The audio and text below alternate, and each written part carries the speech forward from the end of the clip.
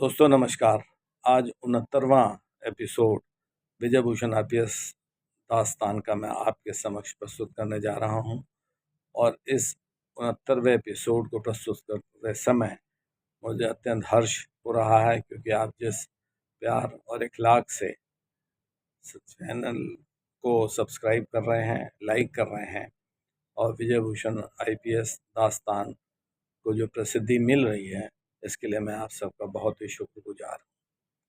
दोस्तों, मेरे पास शब्द नहीं कि मैं आपको धन्यवाद दे सकूं। आज इस 69वें एपिसोड को मैं प्रारंभ करता हूं जनपद आजमगढ़ के स्तर से, जहां पर कि मैं डीआईजी रेंज के रूप में रहा था। ये वर्ष 2018 की बात है, जब वहां पर एक महीने में 3 बड़े सेंसेशनल मर्डर हुए और मर्डर के पीछे एक ही व्यक्ति का नाम आ रहा था। उसका पिछला कोई आपराधिक इतिहास नहीं था, परंतु वो एक्सटॉर्शन की बात तीनों ही मर्डर्स में है, क्योंकि तीनों मर्डर एक सप्ताह के अंतराल में हुए थे। एक्सटॉर्शन और एक्सटॉर्शन के बाद सीधे ही नहीं मिला तो कत्ल। इसके बाद जो पूरी तरह से घेराबंदी की गई और कॉर्नर किया गया, उसको ऊपर इनाम घोषित करवा के उसको गिरफ्तारी का हर संभव प्रयास किया। गिरफ्तारी से बचने के लिए उसने पुलिस पे फायरिंग करी और वहाँ पर उस समय के मौजूद जो एसएसपी थे अजय साहनी, वह, उनकी टीम और एसओजी के और लड़के सब मेरे निर्देशन में उनके द्वारा वह कार्य किया गया। और बदमाश को जब सरेंडर नहीं हुआ और फायरिंग कर रहा था, तो आत्म सुरक्षा पुलिस द्वारा भी गोली चलाई गई, जिसमें बदमाश घायल हुआ, अस्पताल ले जाया गया। पूरे 12 घंटे वह अस्पताल में जूझता रहा, परंतु अंत में वह जिंदगी की जंग हार गया और उसकी मृत्यु हो गई। जो उसका पता जहाँ से आया था, वह एक मुखबिर था। उसने बड़ी सटीक इन्फॉर्मेशन दी थी। वह इन्फॉर्मेशन ही काम आई अंतिम, और उसको मैंने शेयर किया वहाँ के उपस्थित अधिकारियों से। मैं डीआईजी था और मैंने अपनी एसओजी और वहाँ के एसएसपी को इस काम पे लगाया और उन्होंने इस कार्य को बखूबी अंजाम दिया। दोस्तों, उस मुखबिर ने मेरे को एक इन्फॉर्मेशन बड़ी सटीक ये दी कि दिल्ली प्रदेश में जो एक ज्वेलरी की दुकान थी, उसकी शाम को लूट होनी थी और सेम डे लूट की बात थी। दोपहर 2 बजे का लगभग समय था जब मेरे को इन्फॉर्मेशन दी कि साहब वो 6:30 बजे इस घटना को अंजाम देंगे। तो मेरे द्वारा वहाँ पर दिल्ली के क्राइम ब्रांच को संपर्क किया गया। क्राइम ब्रांच से बहुत अच्छा रिस्पांस नहीं मिला। फिर मैंने वहाँ के जॉइंट डीसीपी और डीसीपी क्राइम दोनों को व्यक्तिगत रूप से संपर्क किया और मैंने बताया कि इस गाड़ी में बदमाश हैं और वह डिफेंस कॉलोनी की फला दुकान को वह लूटने जा रहे हैं, और यह भी है कि अगर लूट में किसी ने विरोध उत्पन्न किया तो वो फायर खोल देंगे, और जहाँ तक संभावना है कि लूट करने में यदि किसी ने बाधा उत्पन्न करी तो वह उसकी हत्या भी कर देंगे।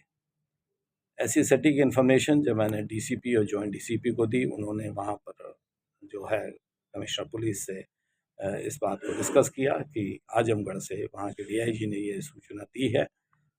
उन्होंने सारा जाल फैलाया और वह बदमाश की मैंने उनको इवन जिस गाड़ी पे वह बदमाश 4 थे, उस गाड़ी का मैंने नंबर भी दे दिया।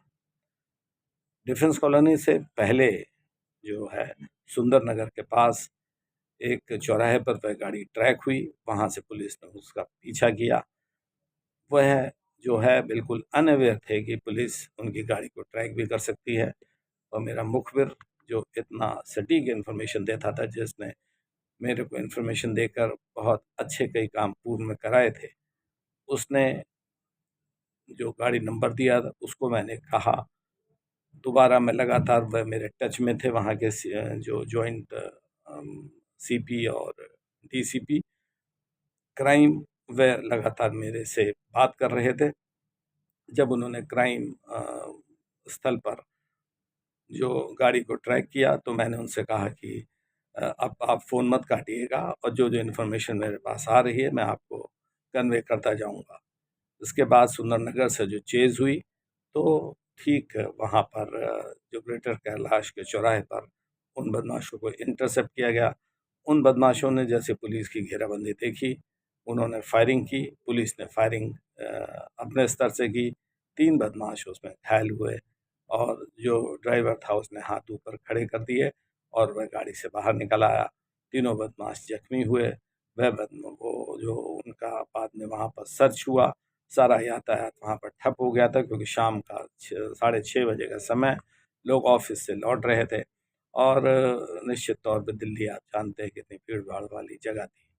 उनको वहाँ से तुरंत अस्पताल ले जाया गया, अस्पताल उपचार वगैरह करा के और प्रथम दृष्टया फिर क्योंकि जो चोट जो थी उनको कोई वाइटल इंजरी नहीं थी, उनको क्राइम ब्रांच ले जाया गया, वहाँ उनसे पूछताछ की, तो उन्होंने इस बात को बताया कि एक वहाँ के बहुत बड़ा ज्वेलर, बहुत ही नामी गिरामी ज्वेलर जिस पे ये लूट की घटना थी और जिस व्यक्ति विशेष ने उसको ऑर्गेनाइज़ किया था कि कैसे वह जहाँ से इन्फॉर्मेशन पास कर रहा था कि अब दुकान में कितने, वैसे उस दुकान में 4 गार्ड ऑलरेडी थे, उनकी लोकेशन, उनका मूवमेंट जो दे रहा था उसका भी नाम बताया, उसकी भी गिरफ्तारी उन लोगों ने की और अंतिम रूप में ये रहा कि बड़ी घटना होने से बच गई, लूट बची, हत्या बची और दिल्ली की कानून व्यवस्था पे कोई धब्बा और दाग नहीं लग पाया। उन्होंने मुझे बहुत-बहुत धन्यवाद दिया और मुझसे लगातार वह उसके बाद भी दिल्ली के क्राइम के विषय में इन्फॉर्मेशंस माँगते रहे और जो इन्फॉर्मेशन मेरे पास आती थी, मैं उनको लगातार जो उनके टच में रहा और उन्हें कन्वे करता था। तो दोस्तों ये 69th एपिसोड मैंने आपके सामने प्रस्तुत किया और हर शुक्रवार को मैं आपके समक्ष प्रस्तुत होता हूँ और विजयभूषण आईपीएस दास्तान की जो स्टोरी नरेट करता हूँ। जैसा कि आप सब जानते हैं, मेरे को 7 प्रेसिडेंट मेडल, एक माननीय गृह मंत्री भारत सरकार द्वारा, एक मुख्यमंत्री जी द्वारा गोल्ड मेडल और राज्यपाल महोदय द्वारा प्रशंसनीय कार्य हेतु प्रमाण पत्र और इसके अलावा डीजीपी साहब की तीनों डेस्क, मेरे को इसके अलावा भी बहुत सम्मान मिले हैं। मैं इस सब में आप सबका शुक्रिया अदा करता हूँ कि आप सबकी मोहब्बत और आप सबका साथ रहा। मेरे अधिकतर काम जितने भी मेरी मुठभेड़ थी, जो मैंने सक्सेसफुली की, उनमें मेरे जो मुखबिर रहे हैं, उनका बहुत ही ज़बरदस्त रोल रहा। मेरे को समय रहते सूचना देते रहे और ये बात मैंने प्रॉमिस कर रखी थी, सटीक सूचना होगी, सटीक वो होगी, तो काम भी बिल्कुल 100% वाला होगा।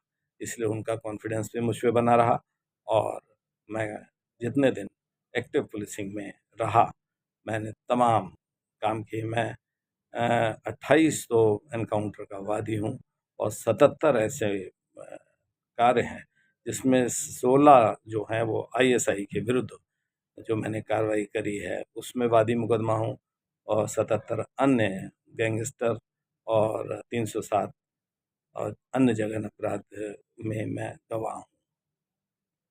तो दोस्तों, मैं इसी के साथ समाप्त करता हूँ यह एपिसोड और फिर आपसे रिक्वेस्ट करता हूँ कि मेरे चैनल को आप सब्सक्राइब करते रहिए और अपना प्यार इसी तरह बनाए रहिए। बहुत बहुत धन्यवाद।